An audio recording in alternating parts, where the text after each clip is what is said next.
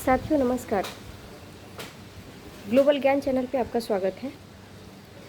आज हम बात करेंगे राष्ट्रीय आपात आर्टिकल 352। इस विषय पे हम आज बात करेंगे। इससे रिलेटेड बिंदु जो भी होगा सबको क्लियर करेंगे। यदि भारत की अथवा इसके किसी भाग की सुरक्षा को युद्ध अथवा बाह्य आक्रमण अथवा सशस्त्र विद्रोह के कारण खतरा उत्पन्न हो गया हो तो अनुच्छेद 352 के अंतर्गत राष्ट्रपति राष्ट्रीय आपात की घोषणा कर सकता है। राष्ट्रपति राष्ट्रीय आपातकाल की घोषणा वास्तविक युद्ध अथवा बाह्य आक्रमण अथवा सशक्त विद्रोह से पहले भी कर सकता है यदि वह समझे कि इसका आसन्न खतरा है। राष्ट्रपति युद्ध, बाह्य आक्रमण, सशस्त्र विद्रोह अथवा आसन्न खतरे के आधार पर पहले से और भी घोषणा कर सकता है, चाहे उसने पहले से कोई उद्घोषणा की हो या ना की हो या ऐसी उद्घोषणा लागू हो। यह प्रावधान 1975 में 38वें संविधान संशोधन अधिनियम के द्वारा जोड़ा गया है। जब राष्ट्रीय आपातकाल की घोषणा युद्ध अथवा बाह्य आक्रमण के आधार पर की जाती है तब इसे बाह्य आपातकाल के नाम से जाना जाता है। दूसरी ओर जब इसकी घोषणा सशस्त्र विद्रोह के आधार पर की जाती है तब इसे आंतरिक आपातकाल के नाम से भी जानते हैं। राष्ट्रीय आपातकाल की उद्घोषणा संपूर्ण देश अथवा केवल इसके किसी एक भाग पर लागू हो सकती है। 1976 के 42वें संविधान संशोधन अधिनियम ने राष्ट्रपति को भारत के किसी विशेष भाग पर राष्ट्रीय आपातकाल लागू करने का अधिकार प्रदान करता है। प्रारंभ में संविधान ने राष्ट्रीय आपातकाल के तीसरे आधार के रूप में आंतरिक गड़बड़ी का प्रयोग किया था, किंतु यह शब्द बहुत ही अस्पष्ट तथा विस्तृत अनुमान वाला था। अतः 1978वें संविधान संशोधन अधिनियम के द्वारा आंतरिक गड़बड़ी शब्द को सशस्त्र विद्रोह शब्द से विस्थापित कर दिया गया। जब भी कोई आंतरिक गड़बड़ी हो तो इसमें सशस्त्र विद्रोह ये एक नया चीज़ जोड़ दिया। अतः अब आंतरिक गड़बड़ी के आधार पर आपातकाल की घोषणा करना संभव नहीं है, जैसा कि 1975 में इंदिरा गांधी के नेतृत्व वाली कांग्रेस सरकार ने किया था। किंतु राष्ट्रपति राष्ट्रीय आपात की उद्घोषणा केवल मंत्रिमंडल की लिखित सिफारिश पर प्राप्त होने पर ही कर सकता है। इसका तात्पर्य यह है कि आपातकाल की घोषणा केवल मंत्रिमंडल की सहमति से ही हो सकती है, न कि मात्र प्रधानमंत्री की सलाह से। 1975 में प्रधानमंत्री इंदिरा गांधी ने बिना मंत्रिमंडल की सलाह के राष्ट्रपति को आपातकाल की घोषणा करने की सलाह दी और आपातकाल लागू करने के बाद मंत्रिमंडल को इस उद्घोषणा के बारे में बताया। 1978 के 44वें संविधान संशोधन ने प्रधानमंत्री के इस संदर्भ में अकेले बात करने और निर्णय लेने की संभावना को समाप्त करने के लिए एक सुरक्षा का परिचय दिया है। 1975 के 38वें संशोधन अधिनियम ने राष्ट्रीय आपातकाल की घोषणा न्यायिक समीक्षा की परिधि से बाहर रखा था, किंतु इस प्रावधान को 1978 के 44वें संविधान संशोधन अधिनियम द्वारा समाप्त कर दिया गया। इसके अतिरिक्त मिनर्वा मिल्स मामला 1980 बहुत चर्चित विषय है में उच्चतम न्यायालय ने कहा था कि राष्ट्रीय आपातकाल की उद्घोषणा को अथवा इस आधार पर घोषणा को कि वह पूरी तरह बाह्य प्रभाव अथवा असंबद्ध तत्व या विवेक शून्य या हठधर्मिता के आधार पर की गई हो तो अदालत में चुनौती दी जा सकती है। अब इसका उद्घोषणा करने के बाद इसकी समाप्ति किस प्रकार हो सकती है, इस विषय पे बातें करेंगे।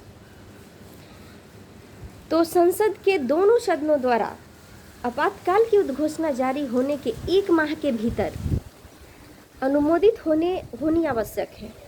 प्रारंभ में संसद द्वारा अनुमोदन के लिए दी गई समय सीमा 2 माह थी, किंतु 1978 के 44वें संविधान संशोधन अधिनियम द्वारा इसे घटा दिया गया। किंतु आपातकाल की उद्घोषणा ऐसे समय होती है जब लोकसभा विघटन हो गया हो अथवा लोकसभा का विघटन 1 माह के बाद में बिना पुनर्गठन के बाद पहली बैठक से 30 दिनों तक जारी रहेगी, जबकि इस बीच राज्यसभा द्वारा इसका अनुमोदन कर दिया गया हो।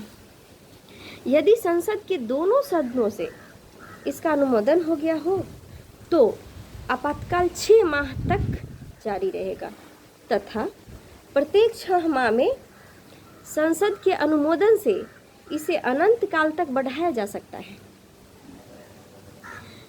आवधिक संसदीय अनुमोदन का यह प्रावधान भी 1978 के 44वें संविधान संशोधन अधिनियम द्वारा जोड़ा गया है।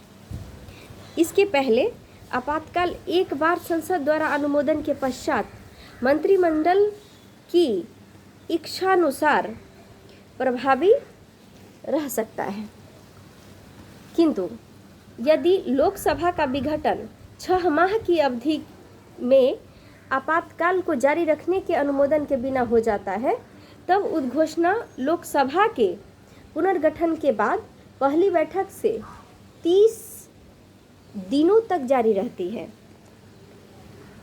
जबकि इस बीच राज्यसभा ने इसके जारी रहने का अनुमोदन कर दिया हो। आपातकाल की उद्घोषणा अथवा इसके जारी रहने का प्रत्येक प्रस्ताव संसद के दोनों सदनों द्वारा विशेष बहुमत से पारित होना चाहिए, जो कि उस सदन के कुल सदस्यों के बहुमत, उस सदन में उपस्थित तथा मतदान करने वाले सदस्यों की 2/3 बहुमत, इस विशेष बहुमत मतदान करने तथा मतदान करने वाले सदस्यों का 2/3 बहुमत, इस विशेष बहुमत का प्रावधान 1978 के 44वें संशोधन अधिनियम द्वारा किया गया। इससे पूर्व ऐसा प्रस्ताव संसद के साधारण बहुमत द्वारा पारित हो सकता था। अब इसको हम समाप्ति के ये सारी बिंदु इस पर नोट कर सकते हैं। राष्ट्रपति द्वारा आपातकाल की उद्घोषणा किसी भी समय एक दूसरी उद्घोषणा से समाप्त की जा सकती है। ऐसी उद्घोषणा को संसदीय अनुमोदन की आवश्यकता नहीं होती है। इसके अतिरिक्त राष्ट्रपति को ऐसी उद्घोषणा को समाप्त कर देना आवश्यक है जब लोकसभा इसके जारी रहने के अनुमोदन का प्रस्ताव निरस्त कर दे।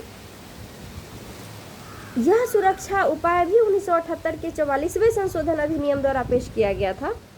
संशोधन से पहले राष्ट्रपति किसी उद्घोषणा को अपने विवेक से समाप्त कर सकता था तथा लोकसभा का इस संदर्भ में कोई नियंत्रण नहीं था।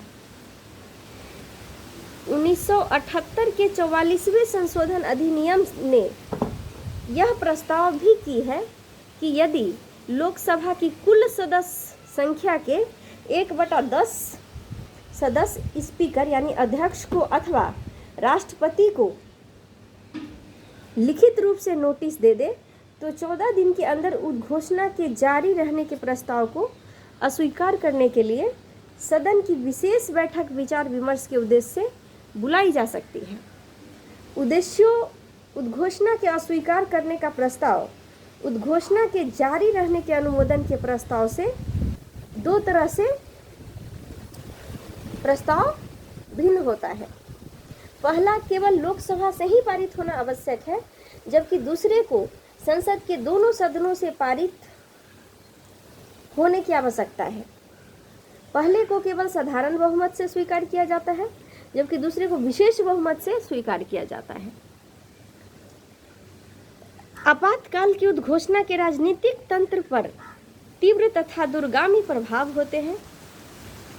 इस परिणामों को हम कुछ भागों में बांट सकते हैं, जैसे केंद्र राज्य संबंधों पर प्रभाव, लोकसभा तथा राज्य विधानसभा के कार्यकाल पर प्रभाव तथा मौलिक अधिकारों पर प्रभाव।